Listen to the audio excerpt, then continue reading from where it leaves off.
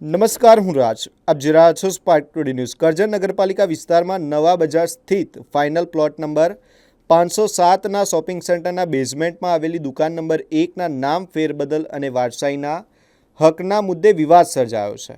આ મામલે વારસદારો દ્વારા નગરપાલિકામાં અરજી કરવામાં આવી હતી, જ્યારે કમરુદ્દીન અંસારી દ્વારા વાંધા અરજી દાખલ કરવામાં આવી હતી. આ સમગ્ર પ્રક્રિયા દરમિયાન 30 એપ્રિલ 2025ના રોજનો એક કથિત ઠરાવ નગરમાં ફરતો થતાં ચર્ચાનો વિષય બન્યો છે. ઠરાવ પર પાલિકા પ્રમુખની સહી દર્શાવવામાં આવી છે, પરંતુ અરજદાર પક્ષ તેમજ વાંધા અરજી કરનાર બંને પક્ષોને આવા કોઈ ઠરાવની જાણ નથી, એટલે કે તેઓ અજાણતા વ્યક્ત કરી રહ્યા છે. મામલે પાલિકા દ્વારા ઠરાવ બુકની તપાસ કરતાં 30 એપ્રિલ 2025ની સામાન્ય સભામાં આવો કોઈ ઠરાવ ન નોંધાયેલો હોવાનું સામે આવ્યું છે. ચીફ ઓફિસરના જણાવ્યા મુજબ બંને પક્ષો તરફથી પુરાવા સાથે અરજીઓ મળી છે અને તેની ચકાસણી બાદ કાયદેસરનો નિર્ણય લેવામાં આવશે. બીજી તરફ કથિત ઠરાવની નકલ ફરતી થતાં નગરમાં અનેક સવાલો ઊભા થયા છે. જો ઠરાવ થયો નથી તો પ્રમુખની સહી સાથેનો દસ્તાવેજ ક્યાંથી આવ્યો? શું કોઈએ ખોટો દસ્તાવેજ તૈયાર કર્યો છે કે પછી નગરપાલિકાને બદનામ કરવાનો પ્રયાસ કરવામાં આવી રહ્યો છે? તે અંગે ચર્ચાઓ તેજ બની છે. વારસદાર દ્વારા પાલિકાના સભ્યોને વકીલ મારફતે લેખિત રજૂઆત પણ કરવામાં આવી છે, જેના પગલે શાસક પક્ષ અને વિરોધ પક્ષના સભ્યોમાં પણ આ ચર્ચા જાગી છે. હવે સૌની નજર એ બાબત પર છે કે નગરપાલિકા કથિત ઠરાવ અંગે કેવી તપાસ કરે છે અને સમગ્ર મામલે શું કાર્યવાહી હાથ ધરવામાં આવે છે. સભ્યો છો અને મુસરત નામના જે ઈસમ છે અને જે શોપિંગ સેન્ટરનો વિવાદ ચાલે છે એના ઠરાવને લઈ અને તમને લોકોને એક અરજી મોકલવામાં આવી છે સભ્ય તરીકે. શું કહેશો એને લઈને? હવે ઠરાવ તો એવો અમારે થયો જ નથી, એવો કોઈ ઠરાવ જ નહીં થયો, એટલે એને અમને બહુ જાણકારી નથી. નહીં, અત્યારે જે બજારની અંદર જે ઠરાવ ફરતો થયો છે 31/2025ના રોજનો, એમાં જે વિવાદ ઉઠ્યો છે અને ઠરાવને લઈ અને જે અરજદાર જે છે દુકાનની અંદર વારસાઈ માટે એને નામાંકન કરેલું છે, એને લઈને તમને બધા સભ્યોને અરજી પહોંચતી કરી છે, એને લઈને શું કહેશો? એમાં કે અમે તો તારીખ ખબર પડતા અમે ઠરાવ બુક તપાસ કરતા આવો કોઈ ઠરાવ થયો જ નથી. જ્યાં ફરે તે ખોટું છે. આપ વિરોધ પક્ષના નેતા તરીકે નગરપાલિકામાં કાર્યરત છો અને હાલની અંદર કરજણ નગરપાલિકાનું જે શોપિંગ સેન્ટર છે તેની અંદર જે વિવાદ ઉઠ્યો છે અને 31/5ના રોજનો જે એક ઠરાવ છે એ ઠરાવ ફરતો થયો છે અને સભ્યોને બધાને જે અરજદાર દ્વારા અરજી મોકલવામાં આવી છે એ બાબતે શું કહેશો તમે? હા, દરેક સભ્યોને 28 સભ્યોને નોટિસ આપી છે કે ખોટો ઠરાવ થયો છે, પણ એવો કોઈ ઠરાવ થયો નથી. તપાસ કરતાં મને માલુમ પડ્યું કે ત્યાં તપાસ કરી એવો કોઈ ખોટો ઠરાવ કર્યો નથી. ઠરાવ થયો છે એ ખોટો કોઈ કર્યો હશે એ ફરે છે બજારમાં, એવું જાણવા મને મળેલ છે. અમે જોયો છે ઠરાવ અને તેની ઠરાવને પૂર્તતા બાદ અમે નગરપાલિકામાં આવીને ઠરાવ બુકમાં પણ જોયું છે તો એ ઠરાવ થયો નથી અને પ્રમુખની અધ્યક્ષતાની અંદર ઠરાવ થયો છે, એમની સહીનો ઠરાવ ફરતો થયો છે. શું કહેશો વિરોધ પક્ષ તરીકે? ખોટો ઠરાવ છે અને કોઈ રાજકારણ તરીકે કોઈ ચાલ્યું હોય કે બદનામ કરવા માટે કે નગરપાલિકાને, તો એ બની શકે છે. તો શું આની સામે કાર્યવાહી કરવા માટે તમે વિરોધ પક્ષ તરીકે કંઈક માંગ કરશો પાલિકામાં? જો ખોટો ઠરાવ થયો હશે ને ખોટો ઠરાવ ફરતો હશે તો એને શિક્ષાત્મક પગલાં લેવામાં આવે એ અમારી માંગણી છે. શું નામ છે તમારું? મારું નામ દિગ્વિજયસિંહ રણજીતસિંહ અટોદરિયા.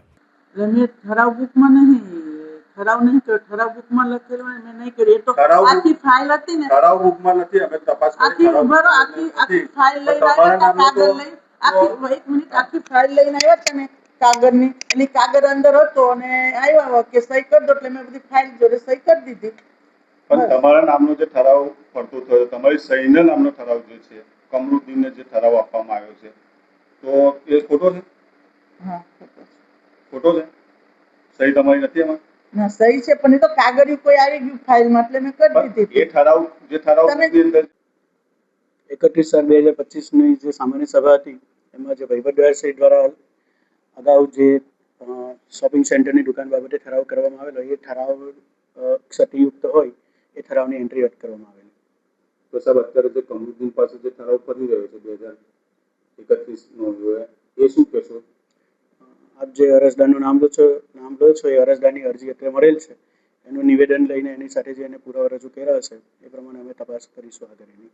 અત્યારે જે ઠરાવ સાહેબ કમરુદ્દીનના નામનો જે ફરી રહ્યો છે 31/7/2025 અને એમાં પ્રમુખ સ્થાનેથી પ્રમુખની સહી પણ છે અને ઠરાવ બુકમાં જોતા એ ઠરાવ એ નંબર ઉપર ઠરાવ છે. શું કહેશો એ બાબતે સાહેબ? 31/7/25ના એવું કંઈ ઠરાવ કમરુદ્દીને જે અરજી રજૂ કરી છે એમાં જે કંઈ ઠરાવ કે એના પુરાવા રજૂ કર્યા છે બાબતને એનું નિવેદન લઈને જ આગળ કાર્યવાહી કરી. શું છે મારું નામ નુસરત યુસુફભાઈ મહેદવી. મેં મૃત્યુ પામેલા યુસુફભાઈ ઇબ્રાહીમભાઈનો છોકરો. મેં મારા ફાધરના મૃત્યુ પછી કરજણ નગરપાલિકામાં એક અરજી કરી હતી કે ભાઈ આ મારા ફાધરના નામનો જે 24 નંબરનો ઠરાવ થયો છે તેના આધારે ભાઈ તમે વારસાઈ તરીકે મારું નામ દાખલ કરવા મેં અરજી આપેલી. તે સંદર્ભમાં સમજો ને કે 27/7/2025 યા 26 તેના અંદર એમણે એક ઠરાવ કરી નાખ્યો છે કે ભાઈ કમરુદ્દીન રમુદ્દીન અંસારીએ વાંધા અરજી જે આપેલી છે તેને અધ્યક્ષ સ્થાને લઈને તમારે આ ઠરાવને મુલતવી કે સ્થગિત રાખવામાં આવ્યો છે. ડોક્યુમેન્ટની પૂર્તતા થઈ જશે તેના પછી આગળની કાર્યવાહી કરવામાં આવશે.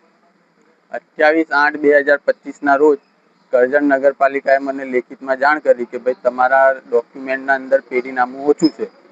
તો પછી મેં 29/8/2025ના રોજ પેઢીનામું જમા કરાવી દીધું. તે દરમિયાનમાં કમરુદ્દીન રમુદ્દીન અંસારીને નગરપાલિકાએ લેખિતમાં દાખલો લખી આપ્યો કે ભાઈ આજથી તમારે ભાડું ભરવાનું છે. હવે એ ભાડું કેવી રીતે ભરવાનું છે, કોના આધાર પર ભરવાનું છે, અને સમજો કે જે ઠરાવ એમણે જે સ્થગિત મૂક્યો છે, મુલતવી મૂક્યો છે કે કેન્સલ કર્યો છે, તે કયા આધાર પર કરેલું છે. એક વાંધા અરજીના આધાર પર ઠરાવ કેન્સલ થઈ શકે છે. સામેવાળાનું પક્ષ મેં મૂકેલું, મેં વાંધા અરજીનો જવાબ આપ્યો, તે છતાં બી મારા પક્ષને ધ્યાનમાં રાખવામાં આવ્યું નથી. અને 28/8 પછી જ્યારે મેં ડોક્યુમેન્ટની પૂર્તતા કરી તેના પછીથી કોઈ કાર્યવાહી કરવામાં આવી નથી. તે સંદર્ભમાં મેં CMO પોર્ટલ પર, પછી તાલુકા લેવલ પર, ડિસ્ટ્રિક્ટ લેવલ પર ફરિયાદ કરી હતી. તેના સંદર્ભમાં નગરપાલિકાએ મને જવાબ આપ્યો કે 15 દિવસના અંદર તમને જાણ કરવામાં આવશે. એના પછી સમજો કે કોઈ જાણ કરવામાં ના આવી. એના પછી મેં તાલુકા લેવલ પર કરી. તેના અંદર નગરપાલિકાએ લેખિતમાં એવું કીધું કે કારોબારી ચેરમેનને સત્તા સોંપવામાં આવી છે. તેમ છતાં બી આટલા દિવસો વીતી ગયા પછી પણ કોઈ કાર્યવાહી કરવામાં આવી નથી. આ જે દુકાન છે કોની પાસેથી લીધી? આ મેં દુકાન કમરુદ્દીન રહમુદ્દીન અંસારી પાસેથી લીધી હતી. પૂરા રૂપિયાની ચૂકવણી થઈ ગઈ છે. તે છતાં બી તે નગરપાલિકામાં વાંધા અરજીમાં એવું કહે છે કે ભાઈ મને પૈસા પૂરા મળ્યા નથી. મેં નગરપાલિકાને હવે સમજો કે 11 તારીખ સમથિંગ મેં નગરપાલિકાને બધા સભ્યોને એક અરજી આપેલી. તેના અંદર મેં ઉલ્લેખ કરેલો કે ભાઈ સમજો કે આ તમે જે ઠરાવ કેન્સલ કર્યો છે તો 1963ની 258ની કયા કલમ પરથી તમે કેન્સલ કર્યો છે, અને ઠરાવ કેન્સલ કરવાની ટોટલી સત્તા પ્રાદેશિક કમિશનરને છે. હવે સમજો ને કે એ લોકોએ મને જાણ કર્યા વગર જ આ ઠરાવને કેન્સલ કરી નાખ્યો છે અને કમરુદ્દીન રમુદ્દીન અંસારીને નગરપાલિકામાંથી દાખલો આપી દીધો છે કે ભાઈ સમજો કે તમને આજથી આ ભાડું ભરવામાં આવશે. કમરુદ્દીનના નામનો ઠરાવ પણ પડતો થયો છે. શું કહેશો? મારા પાસે કમરુદ્દીનના નામનો ઠરાવ કોઈ આવ્યો નથી.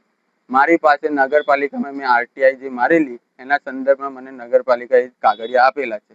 એના અંદર નગરપાલિકાએ કમરુદ્દીન રમુદ્દીન અંસારીને કયો ઠરાવ લખીને આપ્યો છે એ મને જાણ નથી. RTI મેં બીજી RTI મારેલી છે, તેના બી હજુ જવાબ આવ્યો નથી. 30 દિવસ થયા છે, હજુ 10-1 દિવસની રાહ જોઉં છું. શું નામ તમારું? મારું નામ નુસરત યુસુફભાઈ મહેદવી.